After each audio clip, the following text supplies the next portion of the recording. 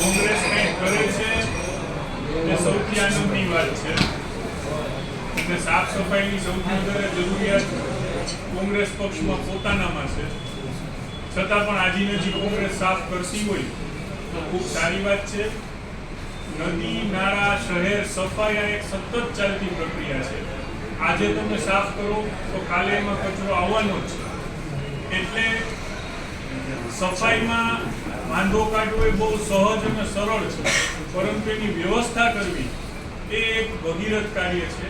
અને જ્યાં પણ ગંદકી હોય, જ્યાં પણ ઓલું હોય, આપણા દેશના વડાપ્રધાન સ્વયં પોતે પણ સ્વચ્છતા મિશન ચલાવી રહ્યા છે. ત્યારે સફાઈની જવાબદારી સ્વાભાવિકપણે મહાનગરપાલિકાની છે. અને આજી નદીથી માંડીને દરેકમાં ચોમાસું આવશે ગંદકી બહારથી પણ તણાઈને આવતી હોય છે અને એની દર વર્ષે સફાઈ થતી જ હોય છે. એટલે કોઈ એક દિવસને પકડી અને એને હાઇલાઇટ કરવું આજે કોંગ્રેસની પ્રકૃતિ છે એના ઉપર કંઈ વિશેષ કહેવાની જરૂર નથી. લોકો સમજે જ છે.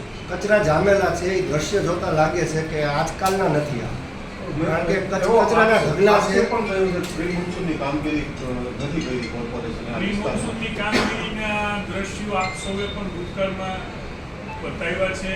અમારા દરેક બોર્ડના કોર્પોરેટર સામૂહિક રીતે પ્રી મોન્સૂનની કામગીરી કરી રહ્યા છે. અને સ્વચ્છતા માટે જેટલું ભારતીય જનતા પાર્ટી અને એની મહાનગરપાલિકાના લોકો જાગૃત છે એટલું વિશેષ કોઈ જાગૃત છે નહીં. કોંગ્રેસ તો એક દિવસ આવે છે, કાર્યક્રમ કરે છે અને પાછી 29 દિવસ સુઈ જાય છે. આ મહિનાનું મંદિરનું કીધું છે, મંદિરમાં રાજકારણ ન કરો, કારણ કે તમે જીતી ગયા પછી તમારી મન્નત પૂરી કરવા ધજા ચડાવો છો. અને એ જ રામનાથ દાદામાં જ્યારે ગંદકી અને ગંદુ પાણી કચરો આવે છે તો મંદિરનો મુદ્દો પણ ઉછાળ્યો છે મકબૂલ દાદાનો. સારી વસ્તુ છે. આપણે તો ક્યારેય દાઉદા મકબૂલભાઈને ખ્યાલ છે કોઈ રાજકારણ નથી કરતા. રાજકારણ જે લોકો કરી રહ્યા છે એ રાજકારણનો જવાબ આપશે. અત્યારે જે સ્વચ્છતાની વાત છે એ અંગે મહાનગરપાલિકા કેર લઈ રહી છે. મેહુલભાઈ, આપ માનો છો આજી નદીની કાયમી ચોખ્ખાઈ થવી જોઈએ? કારણ કે રામનાથ મહાદેવ મંદિર સાથે રાજકોટના દરેક લોકોની આસ્થા જોડાયેલી. રામનાથજી તો રાજકોટના નહીં પૂરા સમગ્ર સૌરાષ્ટ્રવાસીઓનું મનોરંજનનું કેન્દ્ર છે. અને ગંદુ બને એવું ઈચ્છનીય પણ ન હોય ને કોઈ ઈચ્છતું પણ ન હોય. એટલે એની વિશેષ કેર લેવાઈ રહી છે. અને આગામી દિવસોમાં એ અંગેની યોજનાઓ આપ આકાર લેતા જોઈ શકશો. અને સ્વચ્છતા માટે પણ સમગ્ર દેશમાં એક બહુ મોટું મિશન ચાલુ થઈ રહ્યું છે.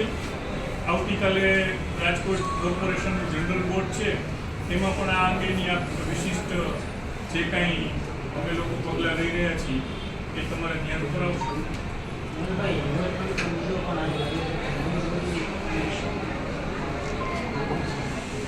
એટલે જૂનો ઘણા વર્ષ જૂનો પ્રોજેક્ટ છે એનો અભ્યાસ કરીને એમાં જેટલું સારું છે ને અમલવારીમાં મૂકી શકાય એ બધું કરવા માટે અમે લોકો પ્રયત્નશીલ રહેવાના છે.